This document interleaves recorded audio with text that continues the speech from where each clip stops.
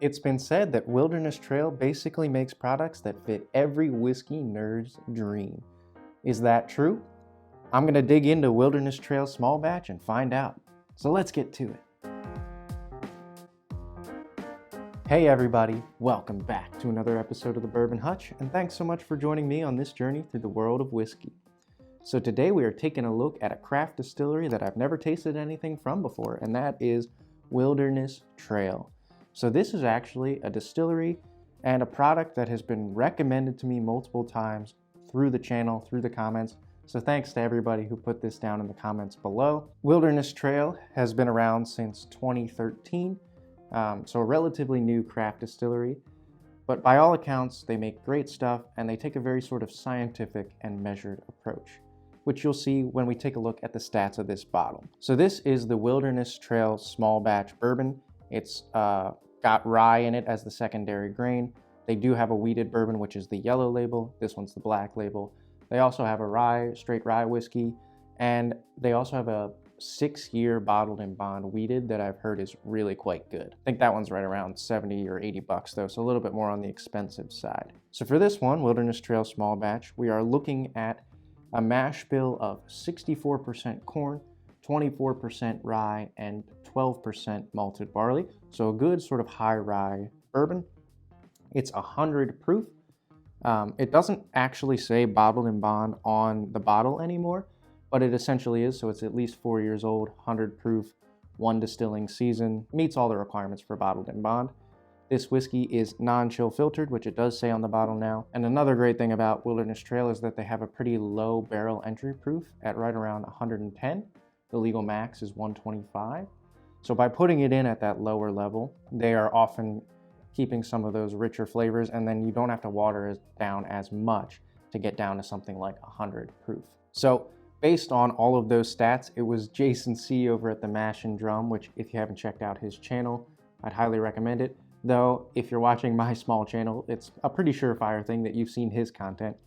Anyway, Jason C, he called this basically the whiskey nerd's dream, based on those stats, and I have to agree, those are some really nice stats on a bourbon and really intriguing and draw me in. So let's get into evaluating this whiskey. Before we do that, do just want to say that if you're liking this video and if you like Wilderness Trail, smash that like button. If you're liking all the content coming out of the channel, please hit that subscribe button. Helps grow the channel, but also really helps me know what specific kind of content to keep creating for you guys. So thanks so much for your support. All right, let's get into the nose, palate, and finish here on Wilderness Trail. On the nose, I get like straight up rye bread. So that like bready rye quality coming through with the spiciness. And then there's like a grainy, so with that bread, there's sort of this grainy note. It's not like a corn, but it's rye heavy. Underneath that, there's some good vanilla and caramel.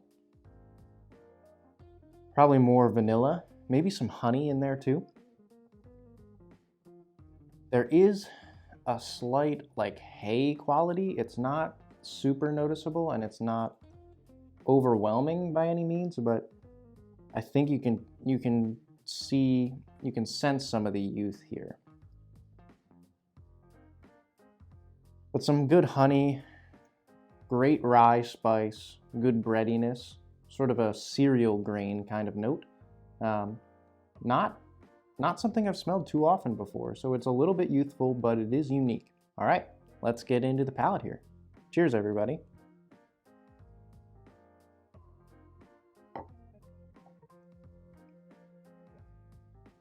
Okay, nice. So that is a really nice marriage of like sweet and spicy. I noticed the sweet side with like a good dose of honey, vanilla, and maybe even like a red fruit like cherry. So that's a good mix. But then there is this like really good rye grain, rye bread kind of spice. And that little bit of cereal grain does stick through on the palate, almost like a Honey Nut Cheerios kind of experience. So I think there's a little touch of youth in there, but overall it's a good marriage of like good bright sweetness and good bright kind of punchy spiciness. There's not too much rich darkness here. There's not like deep caramels or I don't get that much brown sugar and oak. I get this more like vanilla, honey, and cereal grain rye spiciness marriage. But let's go back in for another sip here and see if we pick out some more flavors. Cheers, everybody.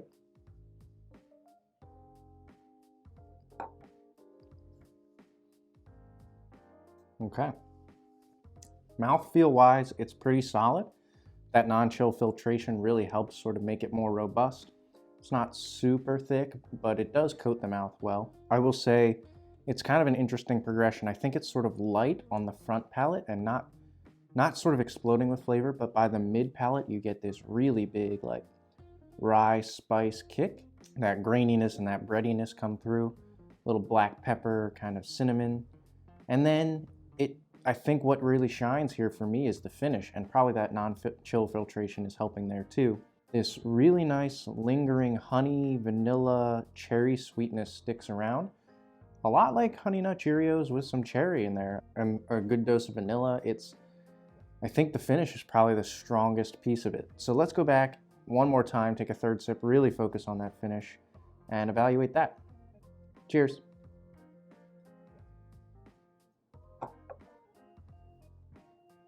Okay, so as I'm letting that linger on the tongue, I would say it's sort of like a circular experience. You start with that like honey vanilla, you go toward the mid palate with this rye bready spiciness, and this time, since my palate's a little acclimated more, it wasn't quite as spicy that time, but it's still present. And then it circles back to this like honey vanilla cherry sweetness. It's not the most complex experience, but it's a sort of solid progression, and I enjoy it. I will say that when I first opened the bottle, the first 2 pours I had of it, they were really sort of dominated by that cereal grain note, more of a maltiness than I was expecting. And so I gave it some time to open up, and now that I'm going into it again, that honey and that cherry and that vanilla have really sort of emerged and opened up and come through a lot more, which is great.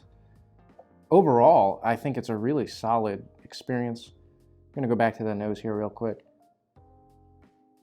Yeah, I think the nose is so interesting because the nose comes off so spicy and so rye bready to me, with a little bit of that honey, sort of like if you toasted rye bread and it's got that really nice earthy rye quality, and then you put some honey over top of that. So the nose is spicier than you'd expect, or than I was expecting, I guess. And then the palate goes sweet, spicy, sweet. It's a really nice experience overall for a craft distillery that has gained a lot of notoriety in the last couple of years. I definitely see why they're gaining traction with their fan base. I think this bottle, I think I forgot to say this, but this bottle is $50, right around 50 bucks. I think it's just a side effect of prices going up and that craft distilleries have to charge a little bit more. So I would like to see this more in the $40 range. I think it's probably would be a more heavy hitter there in that range. For 50 bucks, it's still worth it, but that is kind of a step up into a little bit more premium category. And you could get rare breed, you can get so much else in that range, but I think 50 bucks is pretty fair. I wouldn't pay more than 55 or 60 for it. I'd be interested to see how good that 6-year bottled in bond wheated is, because that gives it a little bit more age and a little bit more time to mature, and I've heard great things. So overall, I'm really excited that I've had the chance here to taste a Wilderness Trail product. Again, thankful that you guys have recommended it so highly. I do think it's a good promise of what's to come as they continue to produce more whiskeys and age their stuff more. Really excited to see what Wilderness Trail does. As for whether or not I think this is hutch-worthy, I do think that it belongs on the shelf. I'll call it hutch-worthy. I think it's a really solid pour. It's more like I would like to have a Wilderness Trail product on the shelves at all times.